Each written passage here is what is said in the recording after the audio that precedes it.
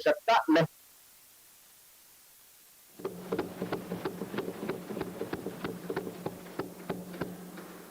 आदरणीय सभापति जी, हरिवंश जी का जन्म जेपी के गांव में हुआ और सहज रूप से ग्रामीण पृष्ठभूमि के कारण उन्होंने अपने गांव के विकास में विद्यार्थी काल से भी कुछ न कुछ करते रहे। उनकी शिक्षा दीक्षा काशी में हुई और इन सारे विषयों पर मुझे भूतकाल में बोलने का अवसर मिला तो मैं काफी कुछ कह चुका हूं, इसमें से उसको दोहराता नहीं हूं। एक बात का उल्लेख आज जरूर मैं करूंगा। आज 17 अप्रैल है और 17 अप्रैल 1927 हमारे पूर्व प्रधानमंत्री चंद्रशेखर जी की जन्म जयंती भी है।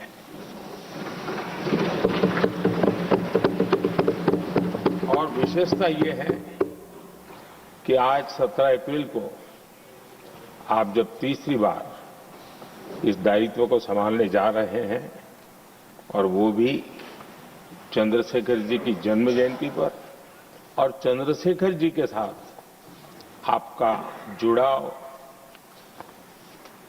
उनके प्रति आपका लगाव और एक प्रकार से आप उनके सहयात्री रहे उनके पूरे कार्यकाल में, तो ये एक अपने आप में एक बहुत ही बड़ा सुयोग है।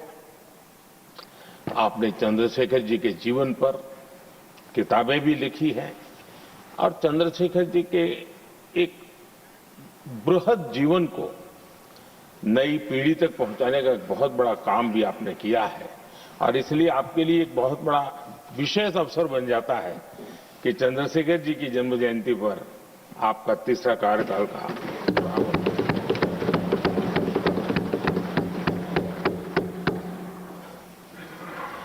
हरिवंश जी का सार्वजनिक जीवन केवल संसदीय कामों तक सीमित नहीं रहा है। पत्रकारिता के उच्च मानदंड आज भी आदर्श के रूप में रेखांकित किए जाते हैं। लंबा जीवन पत्रकारिता का रहा, लेकिन पत्रकारिता में भी उन्होंने उच्च मानदंड को हमेशा आधार माना। हम सब जानते हैं उनकी लेखनी में धार है, लेकिन उनकी वाणी में और व्यवहार में सौम्यता और शिष्टता भरी भरी रहती है। ये अपने आप में और मैं जब गुजरात में था तब भी मैं उनकी लेखों को पढ़ने की मेरी आदत रही थी और मैं देखता था कि वे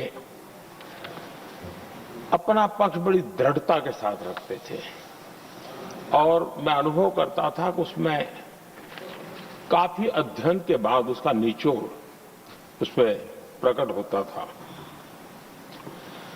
पत्रकारिता में भी अंतिम व्यक्ति तक पहुंचने का उनका निरंतर प्रयास रहा और एक सफल प्रयास भी रहा। और हम देखते हैं सदन में भी, चाहे पॉलिसी हो या प्रोसेस हो, उन बातों का कहीं न कहीं छाया हमें हमेशा नजर आती है और ये हम सबके लिए सुखद अनुभव है। वे समाज की वास्तविकताओं के साथ गहरे जुड़ाव के साथ काम करने वाले व्यक्ति रहे। मैं तो कहूंगा जो चाहे लोकसभा हो या राज्यसभा हो, जो नए सांसद आते हैं वे हरिवंश जी से बहुत कुछ सीख सकते हैं, बहुत कुछ बातें करके उनसे जान सकते हैं। क्योंकि जब वो पत्रकारिता में थे तो उनकी एक कॉलम चलती थी, हमारा सांसद कैसा हो, हमारा पार्लियामेंट मेंबर कैसा हो। तब उनको शायद पता नहीं होगा, कभी उनको भी बैठना पड़ेगा, लेकिन वो लिखते थे और वो बातों में बहुत ही व्यापकता रहती थी। सदन की गरिमा और बैठने वाले सदस्य का दायित्व और उसके आचार विचार को लेकर भी बहुत गहरा उनका अध्ययन रहता था और उन बातों का उपयोग आज हमारे सदन के साथी उनके साथ बैठ करके बहुत कुछ जान सकते, सीख सकते हैं।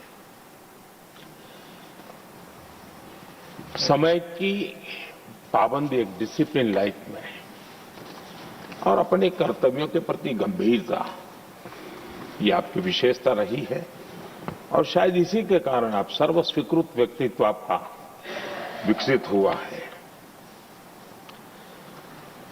हमने देखा होगा जब से वो राज्यसभा के सदस्य बने हैं, मैं कह सकता हूं कि पूर्ण समय वो सदन में होते हैं।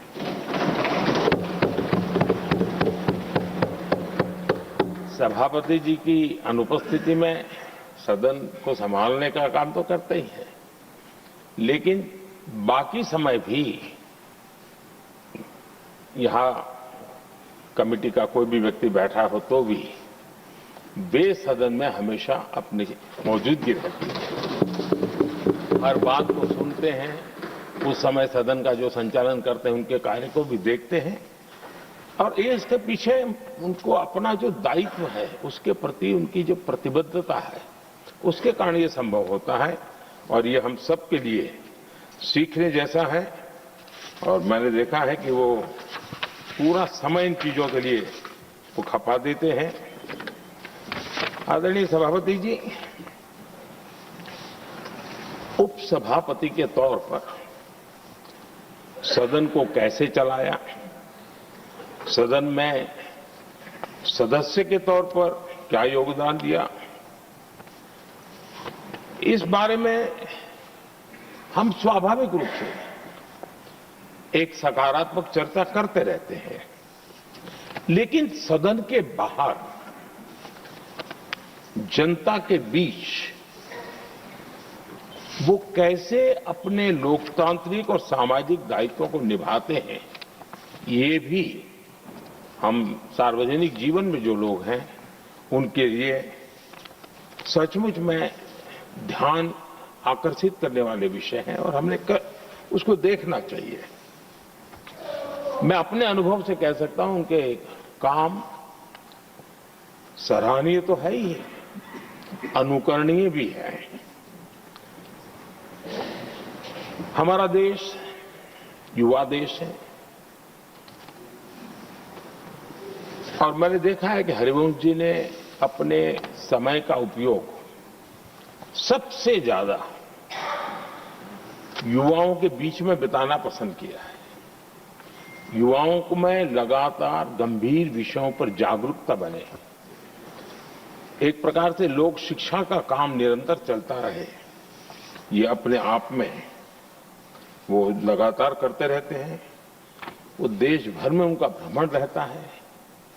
वे मीडिया के नजरों में बहुत ज्यादा रहने का उनका शौक नहीं है, लेकिन भ्रमण और कार्यक्रमों की श्रृंखला उनकी लगातार चलती रहती है। 2018 में जब उन्होंने राज्यसभा के उपसभापति की भूमिका